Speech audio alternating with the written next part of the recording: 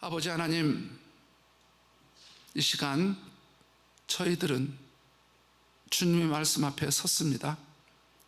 주님, 우리 모두가 겸허하게 겸손한 마음으로 주의 말씀을 받게 하시고, 그리하여 주님의 뜻을 깨닫게 하시고 주의 음성 듣게 하시고, 더 나아가 우리의 삶의 자리에 실천함으로 열매 맺어 하나님 앞에 영광 돌리는 우리의 삶이 되도록 주여 함께하여 주시옵소서.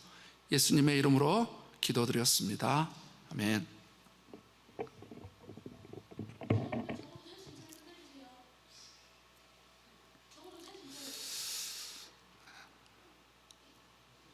네, 지금 1시 몇 분 됐는데 1시 전에 끝내죠. 그렇죠. 예, 감사드립니다. 예. 여러분 인생을 살아가는 과정 중에 여러분을 감동시켰던 사건들이 아마 분명히 있었을 것입니다. 여기서 감동이라고 하는 것은 어떤 사람들로 인해서 사랑을 받았던 그런 감동을 말하는 것입니다. 아마 여러분들 분명히 많이 있었을 텐데, 그 중에 한두 가지를 이야기해 보라면 지금 여러분 뇌리에 스쳐가는 분명히 어떤 사건들이 생각날 걸로 생각이 되어집니다. 저는 굉장히 많습니다. 저는 너무너무 많습니다. 왜냐하면 저는 어렸을 때부터, 태어날 때부터 지극히 작은 자로 태어났거든요. 너무나 작은 자로 태어났기 때문에 저는 많은 사랑을 받았어요. 그 중에 여러 개가 있고, 또 여기서 이야기했던 것은 하지 않고 다른 걸 하나 해보겠는데요. 제가 중학교 때 영양실조로 폐결핵에 걸렸습니다. 그렇다고 해서 제가 어렸을 때는, 철모를 때는 부모님이나 환경을 원망했습니다마는, 예수님을 만나고 나서 그러한 부분들이 저를 더 단단하게, 저를 성장시켰다고 생각하기 때문에, 또 주의 말씀에 범사에 감사라고 하셨기 때문에 감사를 드립니다. 그때는 굉장히 괴로웠습니다. 중학교, 그것도 너무 못 먹어서, 여러분 제가 반에서 키가 2번째로였다라고 하면 믿어지십니까? 안 믿어질 거예요. 도저히 여러분 믿어지지가 않을 겁니다. 제가 국제표준 1m 83인데요 안 믿어질 거예요. 앞에서 2번째였어요. 그리고 너무 그냥 먹을 거 없어가지고 그냥 너무 그냥 가냘팠어요. 그러다 보니까 또 시골에 부모님이 계시고 너무 가난하다 보니까는 제가 중학교 때 폐결핵을 알았어요. 이제 체육 시간에 이렇게 체육하러 나가는데 늘 어지럽더라고요. 늘 몸이 약하고 늘 힘이 없고, 어느 날 체육하러 밖으로 나가는데 욱하고 하는데 분명히 음식을 먹어서 넘어올 곳이 없는데 뭔가 넘어오는 거예요. 욱하고 이렇게 했더니 피가 이렇게 넘어오는 거예요. 피가. 근데 한 번 넘어오는데 조금 넘는 게 아니라 한 번 넘으면 공기로 하나 이상이 나는 거예요. 쫙 나와. 4번을 딱 흐르니까 정신을 잃으더라고요. 그래서 제가 막 친구들이 앞에 가서 막 부르는데, 의식은 부르고 있는데 입이 안 떨어지더라고요. 그래서 저는 그때 처음으로 육체의 생명은 피해 있다는 것을 그때 제가 아주 절실하게 깨달았어요. 그래서 그대로 쓰러졌는데 보니까 비몽사몽간에 삐요삐요 소리도 들린 것 같고, 막 여자 선생님들이 야야야 그런 것 같고, 누가 막 입술 여기를 닦는 것 같고 막 그러는데, 그래가지고 어떻게 눈을 떠보니까 제가 교무실에 가 있고 난리가 난 거예요. 병원에서 와서 이제 병원에 가서 사진을 찍었어요. 사진을 찍었는데 제 폐가 3분의 2가 하얗게 돼버렸더라고요. 저도 그때 제 폐 사진을 처음 봤죠. 까맣게 나와야 되는데 하얗게 됐는데, 의사들의 말에 의하면은 이 결핵균이 다 점령을 한 거예요. 사실 우리 여동생도 막내 여동생도 폐가 안 좋아서 일찍이 10몇 년 전에 천국에 먼저 갔거든요. 그러니까 우리 여동생도 그랬는데, 저도 그때 보니까 하얗게 된 거예요. 그래서 막 의사들이 하는 이야기를 옆에서 들으니까 늦었다 막 그런 얘기도 하고, 빨리 요양원에 보내야 된다고 하고, 어떤 의사는 늦었어요, 아마 어려울 것 같아요, 죽을 것 같아 막 이런 거예요. 어린 나를 놔두고. 저는 막 피 흘리고 있고, 막 선생님, 담임선생님 계시고 친구들 몇 명 있고 난리가 난 거죠. 그러면서 이제 한 달 동안 이제 병원에 이런 거 다녀야 되고, 학교 휴학기도 내야 되고, 학교를 다닐 수가 없었어요. 그래서 1년을 휴학을 해야 되면서, 그래서 약 한 달 정도 있다가, 그리고 나서 이제 저희 섬에 들어가서 약을 먹고 또 이렇게 공기도 좋은 데 살면서 회복돼서 이렇게 살아가고 있는데, 여러분 걱정하지 마세요. 지금 저는 엄청 건강합니다. 혹시 하고 그러는데 제가 얼마 전에 병원 가서 체중 테스트 했는데 너무 건강하대요. 염려하지 말라고. 그래서 아무 이상 없다고 확인됐으니까 혹시 목사님 가까이 하면 안 되는 거 아니에요? 염려하지 마세요. 그때 일입니다. 그런데 그때 제가 한 달 동안에 큰 사랑을 받은 사건이 있어요. 뭐냐면은 저희 집안에 큰 집이었는데 그 큰 집은 좀 목포에서 조금 괜찮게 살았어요. 그래서 만재도 들어가기 전에 저랑 누나랑 자취하다 보니까 누나가 저를 어떻게 해줄 수가 없잖아요. 누나도 학교 가야 되니까. 그러니까 큰어머님이 저를 데려다가 큰어머님 댁에 있으면서 저는 그렇게 맛있는 쌀밥도 마음껏 먹어보고 그 다음에 맛있는 반찬도 먹고 그러는데 큰어머님이 저 때문에 저를 먹여야 되니까는 그 식구들을 함께 다 맛있는 걸 먹는 거예요. 그러니까 막 식구들도 좋아하는 거예요. 왜냐하면은 몸이 아파서 결에 걸려서 이렇게 불편한데, 그리고 그 식구들은 약간 꺼려 하는데도 불구하고 큰어머님이 다 우리 식구다고 우리 친척이라고 그러면서 가끔 이렇게 토해가지고 피를 흘리면 그 이불을 불평하지 않고 벗겨서 또 이불 빠시고 그러면서도 그렇게 저를 지극정성으로 도와주시더라고요. 실제 큰어머님은 계셨는데 그때 제 마음에 이분이 내 큰어머니구나, 이분이 우리 가족이구나, 친척이구나. 무엇보다도 가장 감동을 받았던 게 뭐냐면은 이 사랑을 너무너무 나를 사랑하는 그 사랑을 받아서 지금도 그 사랑이 제 평생 뇌리에서 떠나지 않고 있습니다. 그래서 그 섬에 있었을 때, 그 목포에 있었을 때, 죄송합니다. 저기 누가 밖에 와서 문이 안 열려가지고 예배당 못 들어서 어성거리고 누가 밖에 가서 문 좀, 됐어요. 그래서 그 사랑이 너무너무 감동적이에요. 지금도. 그래서 목포에 있는 동안에 자주 찾아뵙고 그렇게 했었는데 참 멀리 있어서 이렇게 결초보온을 못하는 게 참 아쉽습니다. 아마 여러분도 이런 감동적인 사건들이 있었을 걸로 생각이 되어집니다.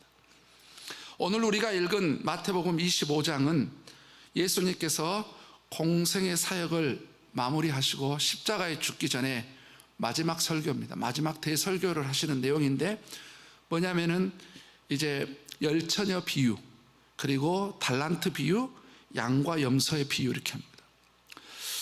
열처녀 비유 뭐냐면은 예수님이 오실 때 예수님을 항상 깨어서 예수님 올 준비를 해라 라고 하면서 깨어있는 열처녀처럼 이렇게 살아라고 해서 열처녀 비유가 있었고요.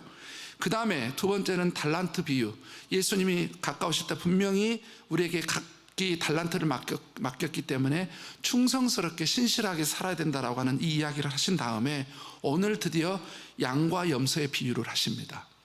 이 양과 염소의 비유는 뭐냐면은 그 전 두 개 비유는 예수님이 오시기 전의 삶이라면, 이 양과 염소의 비유는 예수님이 오셔서 재림하셨을 때 예수님께서 우리에게 상벌 심판을 하신다는 겁니다. 어떤 사람에게는 상으로, 어떤 사람에게는 벌이라고 하는 이 상벌 심판을 하시겠다라고 하는 말씀인 겁니다. 혹시 여러분 오늘 본문을 읽다가 이런 오해를 하면 안 됩니다. 오늘 본문 보니까 착하고 선한 일을 하며 천국에, 나쁜 일을 하며 지옥에 가는구나 이렇게 해서 한 거지만, 이 비유는 그것을 말하려고 하는 게 아니라 이 비유의 본질은 뭐냐면 예수 그리스도를 믿는 사람들이 이 땅에 살아가는 동안에 주님 오실 때까지 열심히 사랑을 실천해야 된다라고 하는 것을 강조하는 말씀입니다. 뭐 행위로 구원받는다는 그런 차이 아니라 그리스도인들이 정말 사랑을 실천해야 될 것에 대해서 강조하고 있는 말씀인 것이지요. 그래서 사랑의 실천과 구원은 크게 연관은 없지만 구원받은 사람들은 사실 사랑을 실천하게 되어 있지요. 자, 어떤 내용이냐? 이제 예수님께서 딱 보좌에 앉으신 거예요. 오른쪽에는 양 그룹, 왼쪽은 염소 그룹 하는 거예요. 양 그룹은 의인이고 염소 그룹은 악인이라고 하는 거예요. 근데 이 양 그룹에게 너희가 내가 헐벗었을 때 입혀주고 목마를 때 마시게 했고 배고플 때 먹게 했고 내가 감옥에 있을 때 찾아오기도 했고 내가 힘들었을 때 이것저것 너무 많은 도와줬다. 내가 이렇게 너희들이 나를 이렇게 도와준 것 때문에 너무 감사하다, 고맙다. 그래서 너희들이 이게 상을 주고 은혜를 베풀려 한다니까 이 사람들이 우리가 언제 주님을 먹게 마셨게 했고, 언제 저희가 주님을 음식을 드렸고, 언제 옷을 입혀드렸고, 언제 저희들이 공양을 했고, 언제 찾아뵀습니까? 우리는 안 했는데요. 그러니까 예수님께서 너무나 중요한 말씀 40절에 지극히 작은 자 하나에게 한 것이 내게 한 것이다. 이 말씀, 제가 왜 이 말씀을 이렇게 제가 은혜 받아서 이 말씀을 전하게 되냐면, 제가 이번 주에 가서 기도원에 가서 기도를 하는데, 제가 제 자신과 우리 가정과 우리 교회에 대한 말씀을 이렇게 주시라고, 어떻게 살아가야 될지 말씀을 주시라고 하는데, 주님께서 저에게 5가지 말씀을 주셨어요. 그 중에 하나가 뭐냐면은 첫 번째로 준 말씀이 이거였습니다. 뭐냐? 모든 사람을, 지극히 작은 자라 할지라도 모든 사람을 내게 대하듯 할 수 있겠느냐, 그리고 그렇게 하기면 좋겠다. 그래서 제가 이 말씀을 겸허하게 받았고, 주님 제가 그렇게 살아가겠습니다 라고 했어요. 그 말씀을 받아들이고 결단을 하니까 주님께서 제게 마음에 얼마나 큰 평안을 주는지 몰라요. 지극히 작은 자 하나에게 한 것이 곧 내게 한 것이다. 주님께서 반대 또 45절에 지극히 작은 자 하나에게 하지 않는 것이 내게 하지 않는 것이다 라고 하는 이 엄중한 말씀을 제게 주셨습니다. 그래서 이 양 그룹이 우리는 하지 않았는데요, 주님께 하지 않았는데요, 아니 지극히 작은 자에게 한 것이 내게다. 근데 염소 그룹도 말했어요. 너희들은 마귀와 그의 사자들, 귀신들을 위해서 예비한 영원한 불매선을 던져져라. 저주를 받은 자들께. 우리가 언제 주님께 안 했습니까? 언제 주님을 봉양 안 했다고 그러세요? 그랬더니 지극히 작은 자에게 하지 않았으면 내게 하지 않는 것이다 라고 말씀을 하시는 거예요. 이 엄중한 말씀을 우리 모두는 잘 들어야 될 것입니다. 사실 주님께서 공생의 사역을 하실 때 이 작은 자에 대하여 또 여러 가지 말씀을 하신 적이 있습니다. 마태복음 10장에서도 뭐라고 말씀하셨냐면은 작은 자, 즉 소자에게 냉수 한 그릇을 줘도 나는 결코 너에게 상을 잃지 않겠다. 반드시 상을 주겠다. 예수님의 이름으로 작은 자 하나에게 냉수 한 그릇, 냉수 한 그릇이 뭐가 되겠습니까? 물 한 컵이 뭐가 되겠어요? 근데 작은 것 하나라도 소자에게 한 것에 대해서는 반드시 내가 너희들에게 상을 주겠다고 말씀했죠. 그리고 누가복음 9장과 마태복음 18장 그리고 마가복음 9장에서도 예수님께서 어린 아이와 같은 소자에 대해서 굉장히 중요하게 여겼어요. 어떻게 말씀했냐면은 작은 자 하나를 만약에 실족하게 했다면 너희는 차라리 연잔 맷돌을 메고 물에 빠져서 죽는 게 낫다고 그랬어요. 그 정도로 예수님께서는 작은 자, 소자를 귀히 여기셨어요. 그런데 어떻습니까? 저와 우리가 보기에 우리보다 못하고 우리보다 약하고 별 볼 일 없는 우리 주변의 소자들, 작은 자에게 우리는 어떻게 하고 있는지요? 오늘 우리는 말씀을 통해서 지극히 작은 자에게 우리가 어떻게 해야 되는지, 그리고 어떻게 해야만이 이렇게 주님께 칭찬받는 삶을 살아갈 수 있는지, 그 원인들과 이유들을 함께 말씀을 통해서 나눠보려고 하는 것입니다. 자, 오늘 말씀을 통해서 우리가 첫 번째로 기억해야 될 문제는 뭐냐? 작은 자에게 하는 것을 주님은 모두 보고 계시고 모두 알고 계신다는 사실이에요. 여러분, 우리 주변에 작은 자, 지극히 작은 자에게 하는 거 있잖아요. 주님이 다 보고 계십니다. 그리고 다 알고 계십니다. 여러분, 우리가 하나님의 이름과 하나님의 이름의 속성이 있습니다. 어떤 사람이 이것을 잘 구분 못해가지고 모든 것을 다 하나님의 이름이라고 그러는데, 하나님의 이름은 정확히 성경의 3가지입니다. 그리고 나머지는 하나님의 이름에 관한 속성들이에요. 뭐냐? 엘로힘, 창조주 하나님, 그 다음에 야훼, 우리가 여호와 하나님 그러잖아요. 그 다음에 아도나이, 주 되신 하나님. 이거는 진짜 하나님의 이름입니다. 그런데 이제 여호와 샬롬, 여호와 라파, 여호와 샴마, 이거는 뭐냐면은 하나님의 이름의 속성이죠. 우리에게 승리를 주시는 하나님, 평강을 주시는 하나님, 치료의 하나님, 치료하시는 하나님, 이런 거죠. 약간 형용사가 붙는 거죠. 그런데 하나님의 이름의 특성 가운데 하나가 어떤 하나님이 계시냐면, 여러분, 엘로이 하나님 계세요. 엘로이, 로이 하나님, 로이 하나님입니다. 로이 하나님. 우리 로이 엄마는 하나님이 네 하나님이래. 로이 하나님. 이 로이가 뭐냐? 로이 뜻이 뭐냐면은 감찰하다, 지켜보다, 그 다음에 관측하다, 카운트하다, 이런 뜻을 가지고 있어요. 로이라고 합니다.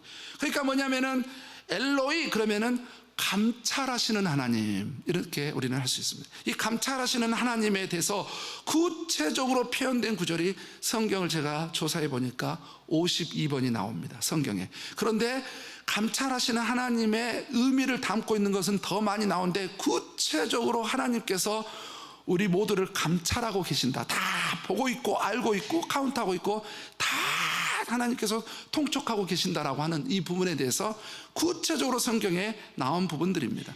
제가 그 부분들을 몇 가지를 읽어보겠습니다. 몇 가지 제가 읽어드릴게요. 욥기 28장 24절에서는 이렇게 하고 말하고 있습니다. 이는 그가 땅끝까지 감찰하시며 온 천하를 살피시며, 욥기 34장 21절에 그는 사람의 길을 주목하시며 사람의 모든 걸음을 감찰하시나니, 시편 139편 1절에서도 여호와여 주께서 나를 살펴보셨으므로 나를 아시나이다. 시편 33편 13절에서도 여호와께서 하늘에서 굽어보사 모든 인생을 살피시며, 잠언 15장 3절에서도 여호와의 눈은 어디서든지 악인과 선인을 감찰하시느니라. 느헤미야 9장 9절에서도 주께서 우리 조상들이 애굽에서 고난받는 것을 감찰하시며 홍해에서 그들의 부르짖음을 들으시고, 잠언 16장 2절에서도 사람의 행위가 자기 보기에는 모두 깨끗하여도 여호와는 심령을 감찰하시느니라. 시편 11편 4절에 여호와께서는 그의 성전에 계시고 여호와의 보좌는 하늘에 있으며 그의 눈이 인생을 통촉하시고 그의 안목이 그들을 감찰하시도다, 이렇게 되어 있습니다. 보십시오. 제가 몇 구절, 많이 있는데 몇 구절을 읽어드렸습니다. 이 말씀에서 분명한 게 우리가 알 수 있는 것은 우리 하나님은 감찰하시는 하나님이시다라고 하는 사실입니다. 또 한 번 문을 열어줘야 될 것 같습니다. 누가 또 한 번 문을 열어주세요. 감사합니다. 감찰하시는 하나님, 영어로는 see, watch 또는 search, count, know 이런 의미로 제가 찾아보니까 이 5가지 의미, 영어 중에 하나로 쓰여진 걸 봤어요. 보다 또는 관찰하다, 카운트하다, 알고 있다, 이런 말씀으로 영어에 쓰여지고 있는 것을 볼 수가 있습니다. 하나님께서는 우리가 지극히 작은 자 하나에게 하는 모든 것을 다 보고 있고 다 알고 있다는 거예요. 감찰하고 계시다는 거예요. 그러니까 그것 때문에 나중에 뭐합니까? 그걸 기준으로 해서 주님께서는 상벌을 주시는 것이지요. 자, 그런 실제적인 한번 사건을 들여다볼 것 같으면 우리가 잘 알고 있는 다윗, 사무엘하 11장에 나오는 장면이죠. 군사들은 다 이제 전쟁하러 갔습니다. 신하 몇 명하고 본인만 이제 궁전에 남아 있어요. 근데 궁전을 그냥 왔다 갔다 하다 보니까 저기서 어떤 여자가 밧세바, 우리아의 아내 밧세바가 목욕하고 있는 게 보인 거예요. 순간 욕정이 올라온 거예요. 그래서 신하들을 시켜서 데려오라 해가지고 동침을 했어요. 또 임신까지 해버린 거예요. 자, 이런 상황이 벌어져서 분명히 자기 신하들이 입단속을 시켰겠죠. 자기는 이제 아무도 모를 거라고 생각을 다 하고 있는데, 중요한 거, 다윗은 실수를 한 거예요. 왜? 하나님은 감찰하고 계셨거든요. 하나님은 보고 계셨거든요. 알고 계셨거든요. 그런데 저쪽에서 나단이라고 하는 선지자가 하나님 앞에 기도를 했더니 나단 선지자에게 하나님께서 환상 가운데 보여주는 거예요. 말씀하는 거예요. 네 나라의 왕이, 다윗 왕이 범죄를 했다. 무슨 범죄요? 이런 범죄를 했다라고 알려준 거예요. 다윗은 누가 알랴? 누가 나 이거를 알랴? 내가 신하들 입을 딱 막았는데 누가 알랴? 나단이 와가지고 왕이시여 이렇게 큰 죄를 지고 어쩌시렵니까? 그때 다윗이 딱 그걸 보면서 자기가 하나님 앞에 죄진 것을 바로 고백합니다. 여러분, 그 사건에서 주는 여러 가지 교훈 중에 하나가 뭐냐면은 우리 하나님은 다 보고 계신다, 다 알고 계신다는 거예요. 감찰하시는 하나님. 우리가 잘 알고 있는 바울, 그가 예수님을 얼마나 핍박했습니까? 구체적으로 말하면 교회를 핍박하고 예수님 믿는 사람들을 얼마나 핍박했어요. 죽이고 감옥에 집어넣고. 그가 다메쿠스로 이렇게 가고 있을 때 예수님이 나타나셔서 예수님이 말씀하시면 뭐냐면, 자기는 한 번도 예수님을 만나본 적도 없고 예수님 이야기는 좀 들어봤지만 만나면 좋은데, 예수님이 느닷없이 바울에게 하는 말이 사울아 사울아 어찌하여 네가 나를 핍박하느냐. 자, 그 말씀 들어보세요. 사울이 교회와 주님의 주님의 성도들을 핍박하는 것을 누가 다 보고 있냐? 주님이 다 보고 있었던 거예요. 다 알고 있는 거예요. 어쩌여 네가 나를 핍박하느냐? 그 앞에서 거꾸로 떨어지는 거죠. 주님이 다 보고 있고 다 알고 계시는 거예요. 주님은 이런 분이십니다. 창세기 16장에 가면 하갈이라고 하는 여인이 나오죠. 사실 사라의 여종이었는데 사라가 아이를 못 가지니까 자기 여종을 시켜서 남편하고 잠자게 해가지고 이제 아이를 낳잖아요. 그런데 임신을 하기 전에는 마님 뭘 도와드릴까 이러더니 딱 임신을 하니까는 태도가 다 바뀌어졌어. 딱 하면서 마님? 이렇게 바뀌어진 거예요. 마님이신가? 그러면서 아주 자기 여주인을 아주 갈시하고 멸시하고 함부로 하는 거예요. 그러니까 지금 여주인이 사라잖아요. 어쭈? 그러면서 쫓아냈어요. 쫓아내니까 이제 이 하갈이 어디를 가냐면은 이제 광야로 도망가고 이제 떠돌아다니는 겁니다. 근데 거기서 이제 물도 떨어지고 음식도 떨어지니까 이제 막 난리를 하는 거죠. 이제 죽겠다. 울면서 이제 이런저런 울고 있으니까 그때 하나님의 사자 천사가 와가지고 하갈아, 그러니까 가서 돌아가서 주인에게 잘해라. 그러면서 하는데, 그래서 이제 그 아픔과 슬픔을 하니까 하갈이 천사가 와서 위로하고 격려하고 비전도 이야기해주고, 그래서 네가 어떻게 살아야 될 건지 말씀하시니까 그때 하갈이 이렇게 고백을 합니다. 구체적으로 나와 있는 내용이죠. 하나님은 감찰하시는 하나님이십니다. 이렇게 그 하갈이라고 한 여인이 이야기를 하는 거죠. 우리 하나님께서는 모든 걸 다 보고 계십니다. 우리의 아픔, 우리의 상처, 우리의 수고, 우리의 번뇌, 우리의 슬픔, 우리 모든 것을 다 알고 보고 계시는 것이죠. 그래서 찬양 가운데 내 이름 아시죠, 내 모든 생각도, 이런 찬양을 하는 겁니다. 주님은 우리의 모든 행위만이 아니라 우리의 마음, 생각, 계획, 동기, 모든 것을 다 알고 모든 것을 살피시고 모든 걸 감찰하시는 우리 하나님이십니다. 그래서 우리 그 하나님께서는, 그래서 우리가 사람들에게, 지극히 작은 자 한 명에게 어떻게 하는지를 다 보고 있는 거예요. 네가 말을 그렇게 하는구나, 네가 그 사람에게 그렇게 태도를 취하는구나, 네가 저 사람에게 그렇게 하는구나, 너가 이렇게 하는구나, 다 보고 계세요. 다 보고 계세요. 여러분, 우리가 지극히 작은 자에게 주님처럼 섬길 수 있으려면 항상 우리는 주님의 나의 모든 것을 다 알고 있고 보고 있고 감찰하고 계신다라고 하는, 감찰하시는 하나님을 우리가 경유해야 될 줄로 믿습니다. 아멘. 두 번째는 오늘 본문에서 우리가 알아야 될 중요한 사실은 작은 자에게 하는 것이 주님께 하는 것이라는 사실이에요. 40절에 뭐라 했습니까? 지극히 작은 자 하나에게 한 것이 곧 내게 한 것이다. 45절에 지극히 작은 자 하나에게 하지 않는 것이 내게 하지 않는 것이다 라고 했습니다. 여기에 대해서 예수님께서 누가복음 14장에, 그러니까 그 예수님의 공생애 가운데 그 전에 예수님께서 누가복음에서 이렇게 말씀하신 적이 있어요. 이 말씀이 진짜 얼마나 깊은 유사성을 갖고 있고 연관성이 있는지 알 수 있는데, 누가복음 14장 12절로 14절에 이렇게 말했어요. 또 자기를 청한 자에게 이르되 네가 정심이나 저녁이나 베풀거든 벗이나 형제나 친척이나 부한 이웃을 청하지 말라. 두렵건대 그 사람들이 너를 도로 청하여 내게 갚음이 될까 하노라. 잔치를 베풀거든 차라리 가난한 자들과 몸 불편한 자들과 저는 자들과 맹인들을 청하라. 그리하면 그들이 갚을 것이 없으므로 네게 복이 되리니 이는 의인들의 부활 시에 네가 갚음을 받겠음이라 하시더라.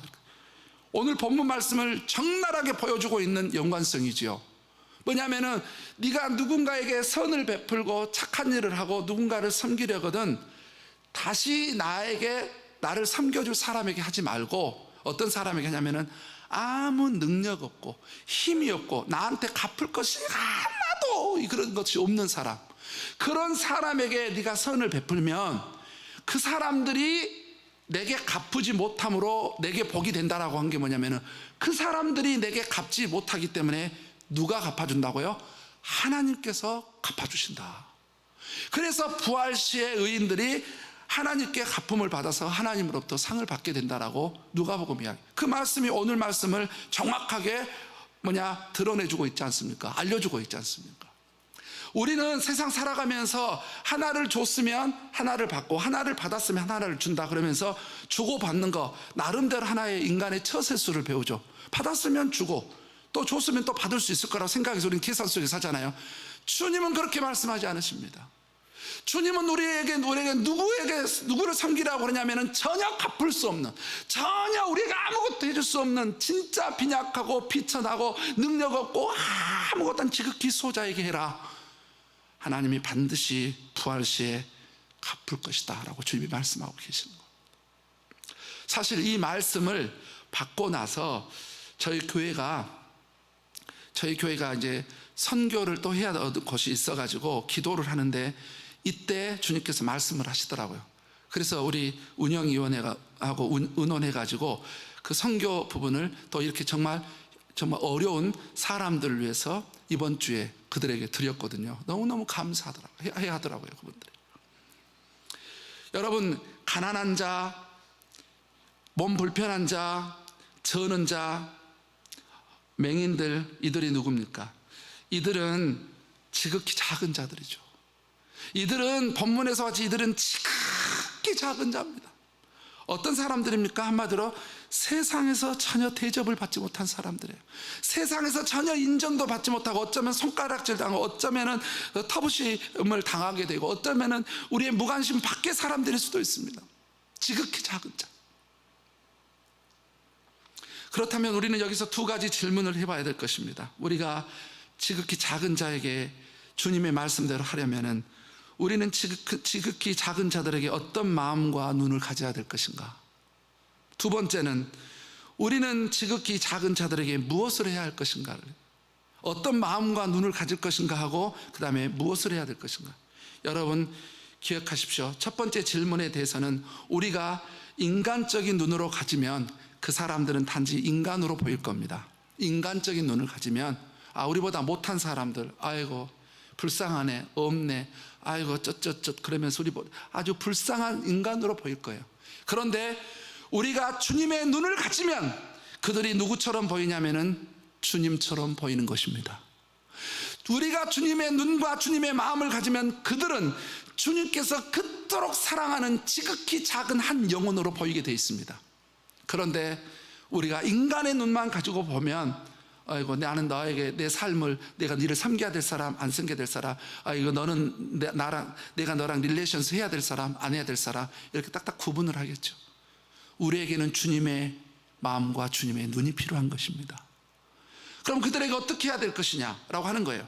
자, 주님의 마음과 눈만 가지고 그냥 지극히 작은 자구나, 나이스하게 예 안녕하세요 그러면서 그들에게 손 한번 잡아주고 이 정도가 아니라 주님은 어떻게까지 하기를 원하냐면은 doing, 하는 거. 사랑이 명사가 아니라 동사. 구체적으로 벗었으면 입혀주고, 굶고 있으면 먹여주고, 감옥에 있으면 찾아가 주고, 슬픈 자가 갔으면 위로를 해주고, 친구가 필요하면 친구가 되어주고 라고 하는 doing, 명사가 아닌 동사. 지극히 작은 자에게 하는 것이 주님께 하는 것이라고 했는데, 그 마음과 눈을 가져서 영혼을 불쌍히 보는 그 정도만이 아니라 더 나아가서 그들의 구체적인 필요를 채우는 데까지 가야 뭐냐? 그게 바로 오늘 주님께서 말하는 지극히 작은 자에게 한 것이 내게 한 것이다 라고 하는, 그게 인정이 되는 거예요. 왜냐하면 지극히 작은 자에게 하는 것이, 여러분 기억하십시오, 주님께 하는 것입니다. 오늘 본문에서 우리가 알아야 될 세 번째 사실은 작은 자는 우리의 도움이 필요한 사람들이라는 겁니다. 자, 우리는 한번 생각해 봐야 될 것입니다. 누가 지극히 작은 자인가? 우리가 생각할 때는 지극히 작은 자, 저도 지금까지 그런 생각을 가져왔고 어쩌면 우리 생각 속에 이런 생각이 있을 겁니다. 사회적으로 좀 떨어진 사람, 경제적으로 좀 바닥을 치고 있는 사람, 어쩌면 육체적으로 핸디캡이 있는 사람, 정신적으로 뭔가 결함이 있는 사람, 지적으로 무슨 장애가 있는 사람, 관계적인 인간관계를 못해서 참 저 사람은 인간관계를 못해서 참 사람 주변에 사람도 없고 참 관계가 어렵구나. 그래서 저 사람이 무슨 모난 게 있고 무슨 가시가 많나 보다. 그래서 참 관계가 없어서 친구가 없네. 그런 정도가. 어떤 사람은 재능적으로 참 다른 사람은 재능도 많은데 저 사람은 재능도 없네. 그러면서 그런 사람들, 지극히 약자, 이런 사람들을 보면서 우리는 지극히 작은 자라고 생각을 합니다. 이게 우리의 착각입니다. 여러분, 그런 사람들이 작은 자가 아니에요. 그런 사람들이 작은 자 속에 들어가고 있는 거지, 우리가 생각할 때는 뭔가 우리보다 못 살고 가난하고 이런 것만 생각하잖아요. 여러분, 절대 그러지 않습니다. 오늘 말씀을 봐보세요. 뭐냐? 굶주린 자에게는 주는 거고, 보세요, 배고픈 자에게는 주고, 벗은 자에게는 입히고, 문안이 필요한 사람이 문안을 하잖아요. 한마디로 어떤 사람입니까? 지극히 작은 자는 우리의 도움이 필요한 사람인 것입니다. 우리는 생각할 때 우리보다 못난 사람들, 우리보다 수준이 떨어진 사람이라 생각할 때 그게 아니라, 여러분, 지극히 작은 자는 우리의 도움이 필요한 사람들이에요. 우리의 도움이 필요한 사람들. 그러면 우리의 도움이 필요한 사람들, 우리 주위에 얼마나 많은지 몰라요. 외로운 사람이 있습니다. 여러분 보세요. 삭개오는 부자였어요. 그러나 그는 지극히 작은 자였어요. 왜냐? 친구가 없거든요. 주님이 찾아갔습니다. 삭개오야, 내려와라. 내가 오늘 너의 집에 유해야 되겠다. 여러분, 사마리아 여인이요, 못 사는 게 아니라니까요. 그는 나름대로 살아가고 있어요. 근데 주님이 왜 사마리아 여인을 찾아갔겠어요? 그는 외로웠어요. 그러니까 세상적인 것을 채워보려고 확인된 남편만 6명 이상 있었어도 아무도 채우잖아요. 주님이 그에게 가서 소망을 주잖아요. 여러분, 우리가 생각할 때는 그냥 뭐 경제적으로 낮은 사람들, 아니요, 외로운 사람이 있습니다. 우리 주변에 슬픈 자가 있을 거예요. 어떤 사람들은 상처받고 있는 사람이 있습니다. 어떤 사람은 어떤 문제로 인해서 고통받고 있는 사람이 있어요. 어떤 사람은 무능력한 사람이 있습니다. 어떤 사람은 소망을 상실해서 살아가고 그냥 낙담해서 소망 자체를 상실해서 살아가는 사람이 있을 거예요. 어떤 사람은 진짜 경제적으로 가난한 사람이 있을 것입니다. 여러분 기억하세요. 때로는 지극히 작은 자가 누구냐면 남편이 될 수도 있습니다. 안 믿으세요? 여러분, 남편이 힘들고 외로울 때 손을 잡고 눈을 마주치면서 내 옆에 있어서 정말 감사해요, 고마워요, 나 같은 사람하고 살아주니 얼마나 감사하고 손을 잡아주잖아요. 그 다음날 보세요. 뭐라고 하냐, 남편이. 여보, 뭐 도와줄 거 없어? 못 박아줄까? 밥 해줄까? 뭐 해줄까? 막 이불 빨 청소할 거 난리 주는 거예요, 난리 주는 거. 여러분, 때로는 이 작은 자가 누구냐면 아내입니다. 여러분, 아내를 늘 당연시 여기지 말고 나 같은 사람하고 살아주는 아내. 제가 말씀 준비하면서 이 말씀을 적용해야 될 사건이 저와 우리 아내 사이에 터졌는데 너무 괴로웠어요. 너무 괴롭습니다. 지금도 괴롭고. 뭐냐, 아내의 손을 잡아주면서 나 같은 사람하고 사느라고 얼마나 힘드냐고, 얼마나 고생이 많냐고 알아주는 거죠. 남자는 자기를 알아준 사람한테 목숨을 바치고 여자는 자기를 사랑해준 사람한테 목숨을 바친다고 그러잖아요. 아내를 깊이 사랑하는 것이죠. 여러분, 때로는 우리의 지극히 작은 자가 누구냐면은 우리 자녀들일 수도 있어요. 우리 자녀들을 케어해주고 따뜻하게 해주면서 정말 사랑스러운 눈길을 주면서 사랑하는 자녀들을 위로해. 때로는 지극히 우리 자녀들이 우리의 자녀. 저 올해 섬김 예배 때도 우리 자녀들이 이야기를 했어요. 아마 그 애들이 그렇게 할 겁니다. 자, 우리 희지한테 그랬어요. 아빠가 열심히 일하는 것에 절대 당연시 여기지 말고 아빠가 일하고 돌아오시면 아빠를 허기면서 아빠 저 때문에 고생이 많죠, 얼마나 힘들어요. 그래서 제가 나중에 꼭 사위를 얻을 때는요, 공부 잘하는 사람, 능력 있는 사람 얻는 게 아니라, 제가 그렇게 이야기했어요. 희지한테 아버지에게 아들처럼 아버지를 모실 수 있는 그런 사위를 얻을게요. 그럼 아빠가 얼마나 큰 힘이 되겠냐 그랬더니 희지가 고개를 끄덕끄덕거리더라고요. 여러분, 우리 주변에 여러분, 우리 도움이 필요한 모든 사람들은 누구냐면 다 지극히 작은 자인 겁니다. 그러면은요, 그런 사상을 가지고 그런 마음과 눈을 가지고 보면요, 엄청나게 많이 보여요. 여러분, 제가 말씀 준비하면서 여러분에게 특별히 부탁드립니다. 혹시 성별 때문에 우리 교회는 그런 남자가 없을 걸로, 지금도 그렇게 간 부은 사람이 없을 거라 생각하는데, 여성들을 과소평가하는 그런 남성이 있다면 빨리 생각을 바꾸시기 바랍니다. 혹시 남자들이 어설프게 보인다고 해서 똑똑한 여인들이요, 남자들에게 함부로 하지 마십시오. 남자든 여자든 다 존귀한 겁니다. 여러분, 또 우리는 잘못하면 인종에 대해서 우리도 모르게 사람들에 대해서 죄를 지을 수 있어요. 여러분, 흑인들에게 함부로 하지 마세요. 그런 사람들이 유색인종이라고 해서 여러분 함부로 하지 마시기 바랍니다. 우리는 쉽게 이런 말도 합니다. 어느 나라 사람들은 너무 시끄럽고 잘 안 씻어. 그 사람들. 그러면서 우리도 모르게 그런 사람들에 대해서 흉을 봅니다. 또 우리는 우리 이웃 나라 어떤 나라에 대해서 뒤에다가 어떤 사람이라 안 하고 뒤에다가 막 놈이라고 붙이면서 막 하면서 그 나라에 대해서 이렇게 굉장히 우리는 질타를 하고 굉장히 막 함부로 합니다. 여러분, 우리는 주님의 마음과 눈을 가져서 인종이든 성별이든 우리가 마음에 든 사람이든 안 든 사람이든 누가 됐든지 난민이 됐든지 누가 됐든지 대해서 함부로 대하지 마십시오. 귀히 여기십시오. 작은 자 하나에게 한 것이 주님께 하시는 것이라고 하는 사실을 기억하시기 바랍니다. 어쩌면 이 말에 또 깊은 의미는 이게 있을 수도 있어요.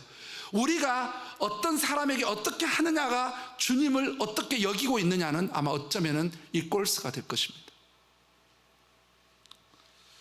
지극히 작은 자들을 누가 발견하고 누가 알아볼까요? 도대체 우리 주변에 누가 지극히 작은 자인지 우리가 어떻게 발견할 수 있을까요? 그런데 그것은 간단합니다. 주님의 마음과 주님의 눈을 가지고 있으면 지극히 작은 자가 다 보이기 시작합니다. 우리 눈이 아닌 주님의 마음과 주님의 눈으로 보면 지극히 작은 자가 우리 주변에 얼마나 많은지를 봅니다. 그래서 빌립보서 2장 4절에서는 각각 자기를 돌아볼 분대로 각각 다른 사람을 돌아보라 했습니다. 히브리서 10장 24절에서는 또 서로 돌아보라고 이야기를 했습니다. 여러분, 우리가 주위를 둘러보십시오. 주님의 마음과 주님의 눈이 되어서 한번 주변을 둘러보십시오. 그러면 분명히 지극히 작은 자들이 엄청나게 여러분 레이더 안에 많이 들어올 것입니다. 그러면 그 사람들에게 주님의 마음과 눈이 되고 손과 발이 되어 그들을 섬기면 그들이 얼마나 주님 앞에서 감동을 받겠습니까? 오늘 우리가 본문에서 알아야 될 마지막 영적 원리 네 번째는 작은 자에게 하는 것으로 인해 주님께 상벌을 받게 된다는 것입니다. 주님께 하는 것 때문에 상벌을 받게 됩니다. 오늘 본문 말씀을 보십시오. 뭐라고 되어 있습니까? 34절에 뭐라고 되어 있습니까? 34절에 이렇게 되어 있잖아요. 그때 임금이 그 오른편에 있는 자들에게 이르시되 내 아버지께 복받을 자들이여, 복받을 자들이여. 그런데 45절에서는 뭐라고 말하고 있습니다. 41절에서는 어떻게 이야기하고 있습니까? 또 왼편에 있는 자들이 이르시되 저주를 받은 자들아 나를 떠나 마귀와 그 사제들을 위하여 예비된 영원한 불에 들어가라, 이렇게 하고 있지 않습니까? 여러분, 우리가 이 말씀을 통해서 우리가 알아야 될 사실은 뭐냐면은 우리가 이 땅에서 살아가는 삶이 이 땅에서 끝나는 게 아니라 반드시 우리가 이 땅에서 우리의 인생 가운데 우리의 삶을 이 땅에서 사는 이 삶을 인하여 반드시 주님 앞에 가서 계산할 때가 있다. 이 땅에서 끝나지 않는다는 거예요. 반드시 주님 앞에 가서 우리가 계산을 해야 됩니다. 이 부분에 대해서 히브리서 9장 27절 엄중히 들으시기 바랍니다. 한 번 죽는 것은 사람에게 정하신 것이요 그 후에는 심판이 있으리니.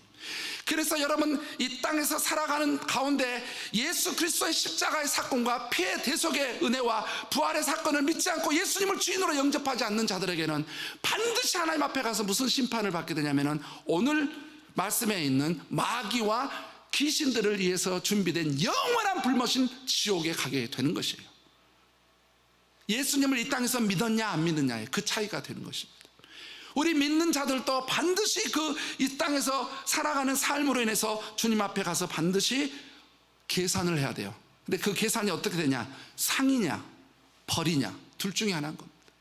저는 우리 모든 성도님들이 상을 받기를 주의 이름으로 부탁드립니다. 그래서 마태복음에 뭐냐면은 지극히 작은 자 하나에게 지극히 작은 자 하나에게 냉수 한 그릇을 줘도 내가 그 상을 잃지 않겠다. 그리고 누가복음에 그 말씀에 뭐라 했습니까? 그들이 갚을 것이 없으므로 내게 복이 되니 의인들의 부활 시에 내게 네가 갚음을 받겠습니다. 여러분, 이 땅에서 우리가 지극히 작은 자에게 하는 것으로 인해서 주님은 반드시 우리에게 상을 준다는 사실을 기억하시기 바랍니다. 사실 성경에 그런 인물들이 있지 않습니까? 고넬료.